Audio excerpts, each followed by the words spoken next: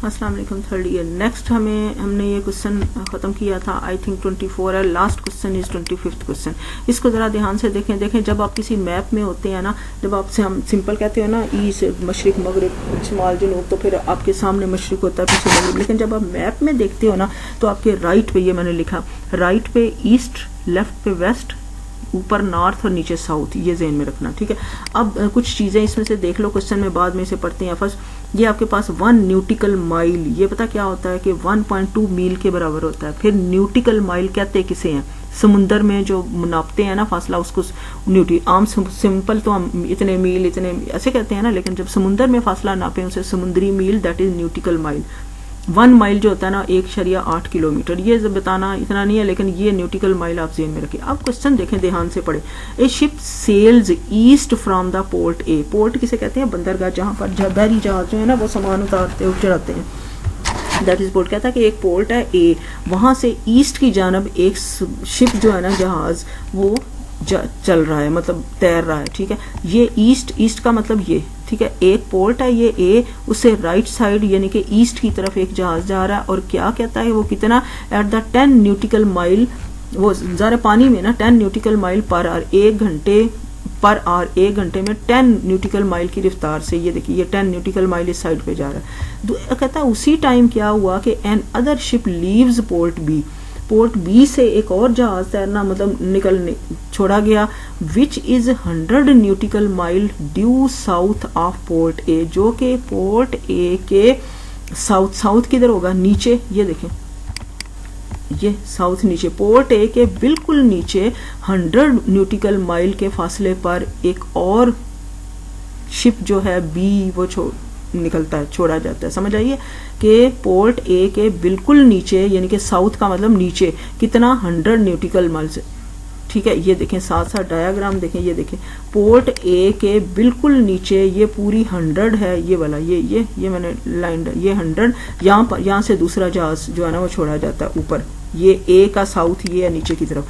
अब वो क्या रहा है हमें, क्वेश्चन क्या है? For whole and the end sails, और वो जो बी वाला जहाज है ना बी पोर्ट से एट 25 बहरी जहाज at 25 nautical miles per hour, वो क्या है? वो 25 न्यूटिकल माइल 1 घंटे पर आवर की रफ्तार से वो चलता है, 25 न्यूटिकल, ये इधर से, ठीक है। टोटल तो 100 है ना, तो ये 25 न्यूटिकल माइल से तक जा रही है, इतना 1 घंटे में उसने इतना किया। हमें नहीं ना पता ये कितना है, तो फर्ज करें कि ये इतना सा है ना, फर्ज करें कि ये 25 है, यानी कि टी यहाँ से शुरू हुआ, टी टाइम के बाद फर्ज करो कि 25 न्यूटिकल माइल उसने 1 घंटे में अगर 25 किया तो टी टाइम में चले, बल्कि टी टाइम में नहीं करते, 1 घंटे में उसने कहा कि 25 न्यूटिकल माइल उसने फासला तय किया।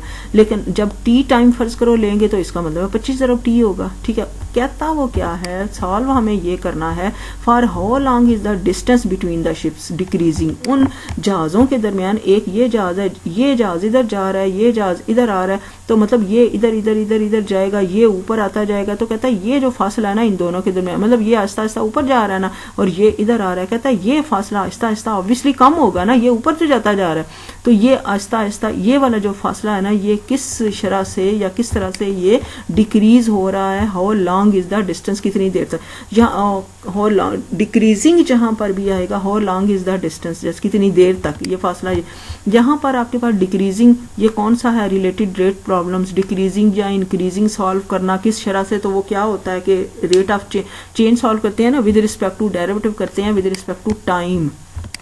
लगी समझ? इसमें मैंने इतना टाइम लगाया क्वेश्चन आपको समझाने में। अब ये क्या है? एट टी इक्वल, डायग्राम आपके सामने बटी, at T equal to 0 first ship as the point, सबसे पहले यहाँ पर पहला जहाज जो है ना टाइम को यहाँ से शुरू हुआ था, T equal to, second ship जो है ना वो कोई पॉइंट टाइम नहीं था, तो यहाँ से ये यहाँ से शुरू हुआ था, ये यहाँ से शुरू हुआ था। अब हम क्या करेंगे? फर्ज करें कि हमें नहीं पता ये फासला कितना, ये तो मिलाना है ना, ये एक्स नहीं निकालना है, हमें D x by D T निकालना है, किस शरह से वो डिक्रीज कर रहा है। तो वो डिक्रीजिंग या इंक्रीजिंग के लिए पता है ना, उसका डेरिवेटिव करते हैं विद रिस्पेक्ट टू टाइम। ये डिस्टेंस है, ठीक है। Let X be the distance between two ships after T hours, since first ship sails east from A at 10 nautical mile per hour, 1 घंटे में 10 है, so the distance travelled by the first ship in 1, इसका मतलब है वो 10 mile उसने फासला तय किया 1 घंटे में। अगर उसने 10 माइल किया तो टी घंटों में कितना करेगा? 10 इंटू टी, ठीक है ना, ये मैंने लिखा है hence the distance travel by the first ship after T hours 10 into T. इसी तरह आप बी के लिए लिखोगे, so the distance travelled by the second ship after, उसने क्या किया कि पर आवर 1 घंटे में उसने 25 किया ना, तो टी टाइम्स में कितना करेगा, टी आवर्स में 25 इंटू टी, ठीक है। तो वो आपके पास ये मैंने सामने इतना यहाँ से लेकर इतना टोटल आपके पास 100 था, 100 में से इसको माइनस कर दोगे, ठीक है, तो आपके पास क्या बचेगा, यहां से लेकर इतना डिस्टेंस बचेगा। टोटल में से इस 25t को माइनस कर दोगे, टोटल आपके पास 100 था, 100 में से 25t को माइनस किया, यहां से लेकर इतना आ गया। अब ये आपके पास राइट एंगल ट्राइंगल है, पाइथागोरस थ्योरम अप्लाई करो, base square plus perpendicular square is equal to hypotenuse square, यानी कि 10t का whole square plus 100 minus 25t का whole square is equal to, ये आपके पास क्या है, एक्स स्क्वायर। समझ लगी है।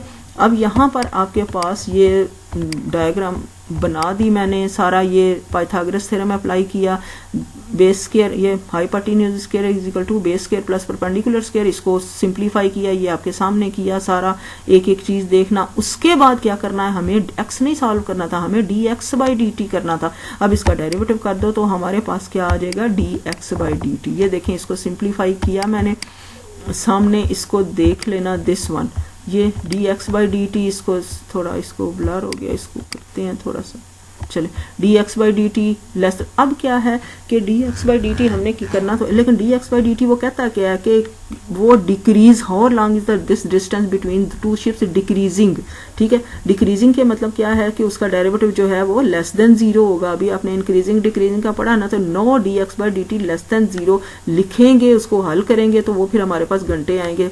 When this is equal to, ये आपके पास इसको less than is equal to less than 0 रख लो, सॉरी, लेस देन 0 के बाद इसको इधर ले आए, ये t लेस देन, इसका मतलब क्या है कि इतने टाइम पर ये जो है t लेस देन 100, ये कैंसिल हो जाएगा ना, कर लेना, 100/29, therefore the distance between two ships decreases after 100/9 hours.